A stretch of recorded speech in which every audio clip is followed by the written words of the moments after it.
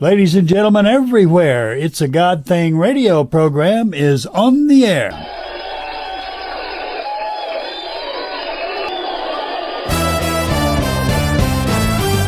God is a mountain mover. My God's gonna make a way. Can't count all the times he's proven. We can trust him just that way. Take a hopeless situation, watch him turn it all around. Nothing is impossible. I can't hold back. I gotta shout. My God, my God, my God is a mountain mover. Hi there, this is Chuck Cooper, host of It's a God Thing radio program. Thank you for joining us today. We sure are glad you're here. We're going to shake things up a bit from our normal format today with a very special guest. But first, I have a couple questions for you. Do you honestly and sincerely believe the biblical account in Genesis that God created the world in 6 literal days? Do you also believe the Genesis account that God created a worldwide flood? Well, obviously, the answers to those questions have puzzled theologians and scientists from the very beginning. But now, there is a huge group of scientists around the world who claim there is undeniable evidence that Genesis accounts are true and accurate. That's good news for those of us who believe the Bible is true. Well, our guest today is Patrick Kanewske, spokesman for the Answers in Genesis ministry headquartered in northern Kentucky. Answers in Genesis, as you probably already know, is the group of creation scientists who envisioned, planned, built, and operates both the Creation Museum and the Ark Experience. Recently, Sweet Sue and I spent 3 days visiting both attractions. We were absolutely blown away by what we saw and learned. In fact, we came home much more confident and inspired by the proven inerrancy of the Bible. That experience triggered our desire to use our radio ministry to encourage you enough to put a visit to northern Kentucky at the top of your bucket list. So, Patrick, welcome to our program today. We're eager to learn more about Answers in Genesis and what it means to us. Well, good morning. Answers in Genesis is a organization, apologetics, Bible-believing organization up in northern Kentucky. It got its start back in the mid-90s, 1994 to be exact.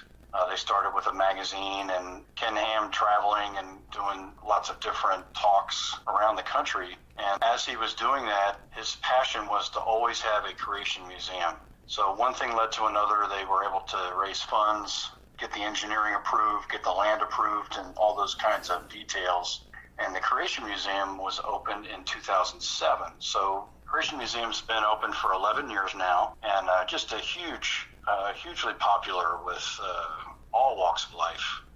Christian, non-Christian, churched, non-churched, it doesn't really matter. Folks from all over the world have visited the Creation Museum. Over 3.5 million people have visited that over the 11 years now. My goodness. So there was a vision beyond the Creation Museum to have an ark, a full-size, authentic ark, to provide the biblical account of Noah and the flood, and obviously to weave in the gospel message through that attraction as well as the attraction at the Creation Museum. So that thought really started to germinate around 2004, and it kept moving up on the to-do list. And then after the Creation Museum was open, the organization decided to see if there was enough interest. Could they raise money? Was it feasible engineering-wise to even do something like that? And God provided and provided and provided. He provided the land just south of here, south of Petersburg, Kentucky, in a town called Williamstown. It's about a 45-minute drive from the Creation Museum, south, Interstate 75. And we have 800 acres down there. We broke ground on the Ark Encounter project in the summer of 2014, and then the Ark opened on July 7th to the public, July 7th of 2016. And in that first year that the Ark was open, from 2016 to 2017, 2 summers there, we had over 1 million people visit the Ark. My goodness. It's been just tremendous response, and people getting saved and people getting just touched by the whole ministry. As you know, you've been there.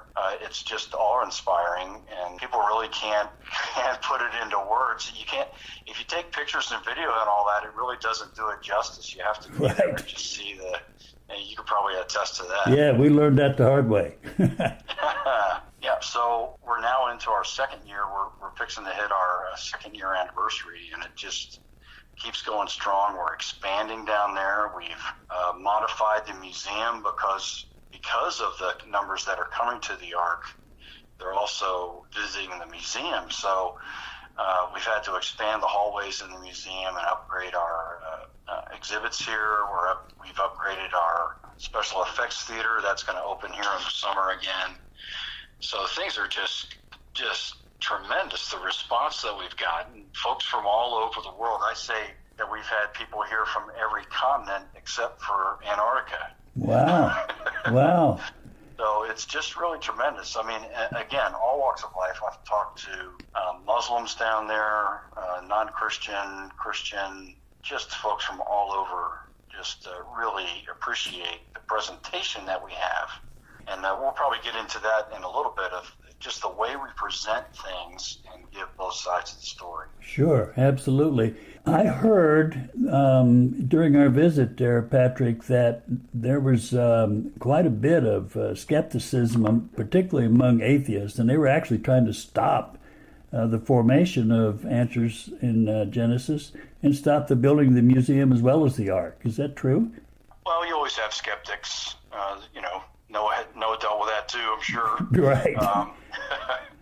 But you always have skeptics, and they're the minority. Obviously, they get their feathers ruffled on different things every once in a while, and we concentrate on the guests that we have. I understand. Sure that they're comfortable, and we don't concentrate on them. I understand, but I just wanted our people to know that it wasn't just an easy thing, that you had to fight for the rights to be able to express and to spread the gospel through answers in Genesis. So, but expanding is a good thing, and those are good challenges. Those are good issues. I'm pleased to know the response that y'all have gotten. Now, Patrick, obviously, I would guess that your mission statement is to spread the gospel of Jesus Christ, and that's the end result that you're looking for. Is that correct? That's the bottom line for sure. Okay. Absolutely.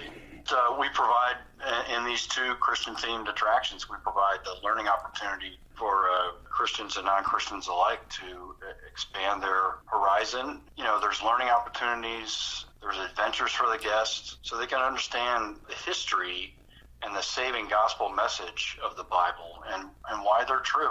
Well, that's good, and you do it in unique ways, too. Tell us something about, if you're visiting the Ark, tell us what you're going to see on the Ark. Well, first of all, you're going to see the anchor to the attraction down there is a life-size Ark.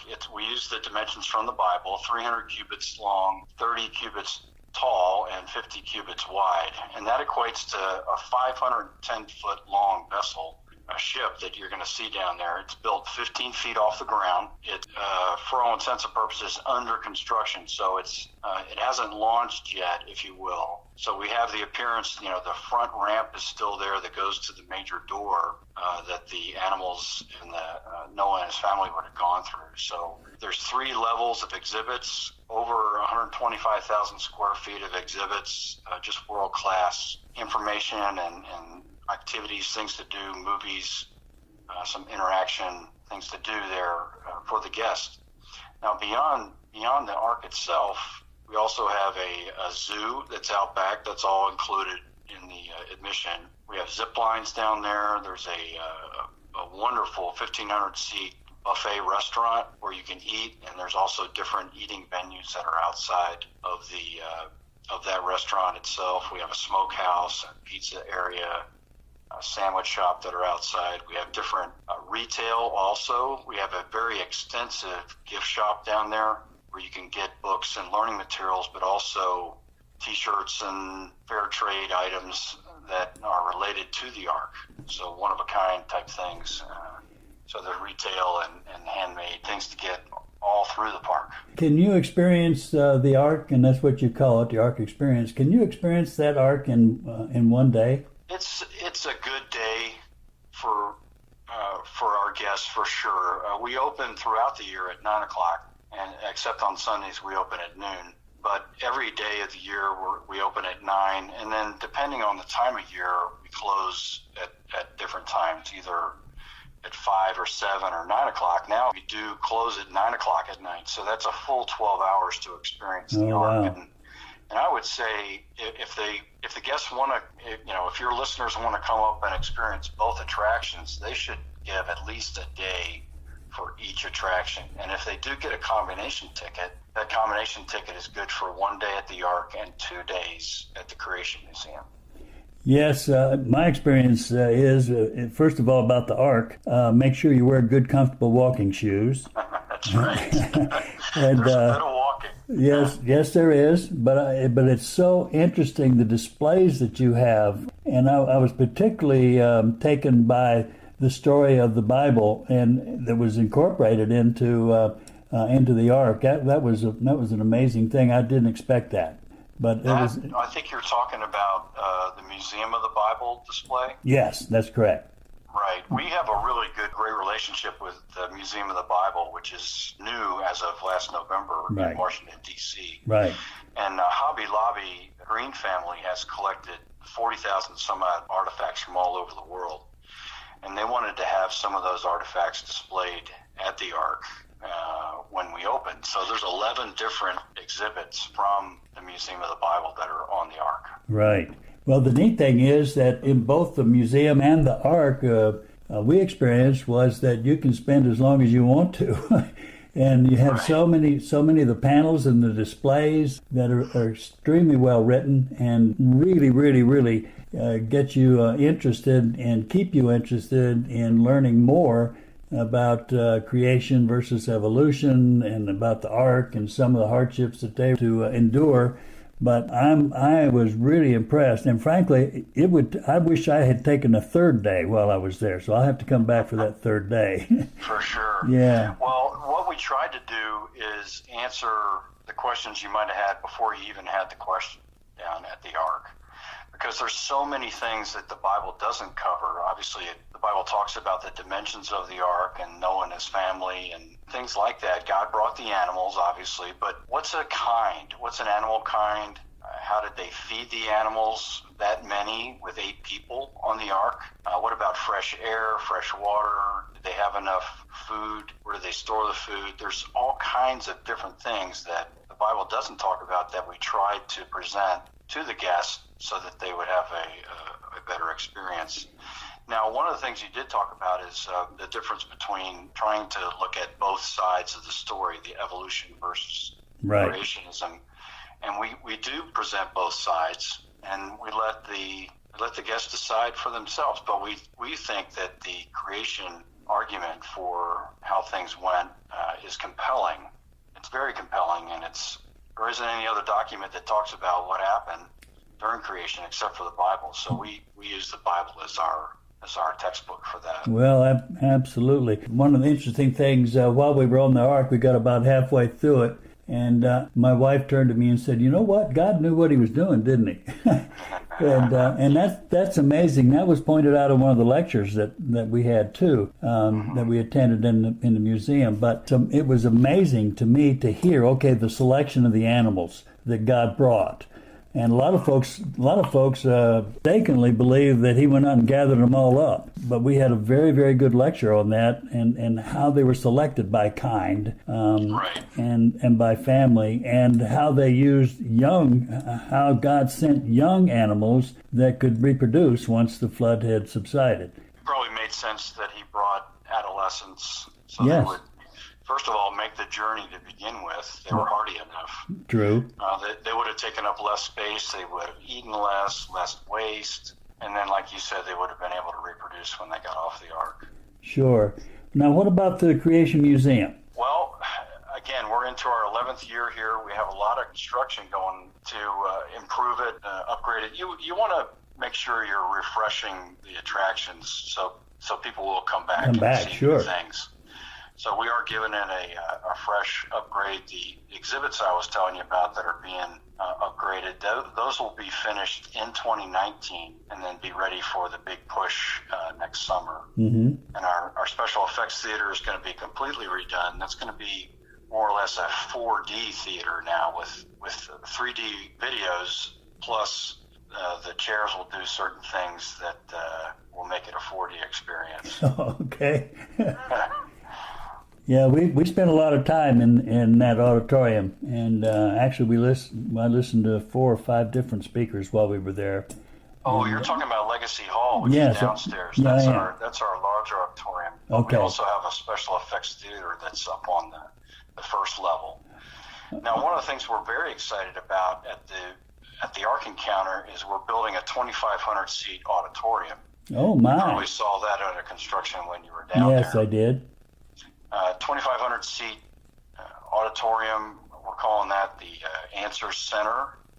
And it's also going to have a 36,000 square foot basement. So we'll be able to have classrooms and breakout sessions and things like that when we have conferences or we have indoor concerts or animal shows, or it's going to be a multi-purpose facility. So we'll be able to have large groups like we do here at the museum down there at the Ark Encounter as well. The museum opened first, and then the Ark came along several years later. Is that correct? Yes, the museum opened in 2007, and then the Ark Encounter opened in 2016. One thing that became very obvious to Sue and me while we visited there was the courtesy that the guests had. Some would stand in front of you, and while they're reading, and you're trying to read over their shoulders, and all of a sudden they'd realize you were standing, and they'd move over a little bit. It was like family while we were there. Brothers and sisters with similar beliefs, maybe not the same beliefs, but at least with similar beliefs, and that was very compelling. I mean, it was very noticeable to us. People were friendly; they would smile. A lot of them were in a hurry, of course, but it was really an amazing thing. Would you tell us a little bit about your website? It is one of the best websites I have ever seen. We're really proud of actually, it's an award-winning website. We have answersingenesis.org is our main website. And then there's also a website for the Creation Museum and the Ark Encounter. Mm-hmm. And on the Answers in Genesis website, you can go to the search engine and type in almost anything related to religions, Bible, creation, the gospel, what does it mean to be a Christian, anything that you can imagine that would be related to Answers in Genesis. You could type that in, and there's tens of thousands of articles, radio programs that are recorded that are on our website. So it's a great reference tool. I use it to answer letters that come into Ken Ham. I have to answer a lot of his correspondence, so I use the Answers in Genesis website as a reference tool, and it hasn't failed me yet. Well, I'll bet. And actually, I've become addicted to that website since we got back. I do quite a bit daily, at least an hour, maybe 2 hours daily, going through that. And it's sort of my Bible study with the references that are there. I mean, it's an incredible experience. And well, we update that every day. There's different articles that our staff writes for the website. We have other writers that we lean on for articles periodically. Ken Ham writes a lot, and a lot of his blogs are on that website as well. And you can get to his Facebook from there, and all kinds of different references. Just you can get lost in there. You really can. Yeah. And we have a tool that we have here displayed for our guests, and back here in our office spaces that shows how many hits we have per day on our websites. Oh wow! And if you include all three, if you add all three of them up, it's into the 70, 80, 90,000 hits every day. Oh, that's good. That's really tremendous. That's good. What an incredible idea that Holy Spirit planted in Ken Ham. And the rest of you who are support staff, and it's a personal ministry for all of you, I assume. Oh, it's just wonderful to work here. And we are hiring. If anybody's heading up this way and they're looking for employment, we are hiring. We have hundreds of positions, obviously for the summer as we expand the guest base. But what a great place to work with like-minded people, and great environment. We engaged a couple of the employees there who were very helpful when we were asking for directions or where can we go find this or whatever. And I tell you what, the training program has got to be incredible. And boy, the customer service is just incredible. And yes, there are lines. We had to stand in lines, and that's okay because then you could visit with the people in front and behind you. Okay, what have you seen that I need to see? Well, you can imagine that, if you consider the Ark, you're talking about lines, 1 million people in a year. We get some crowds down there. Oh, I'm sure you do. Of people. That's why we went in midweek. Yeah, that was probably pretty smart.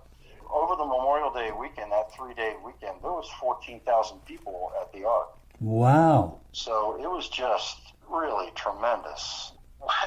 We've seen in periodicals around here. Northern Kentucky has kind of been named the Christian vacation spot, which is really neat. It sure is.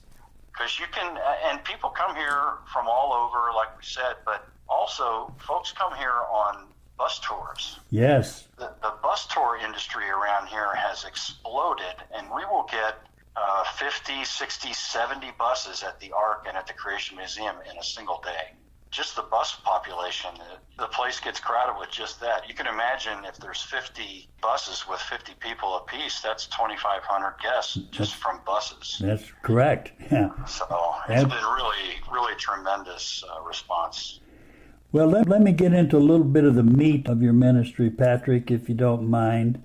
One thing that I was impressed with was, as you mentioned, the lecturers that we heard presented both sides. They presented the evidence, and like you said, then we could make our own decisions about whether or not to believe that.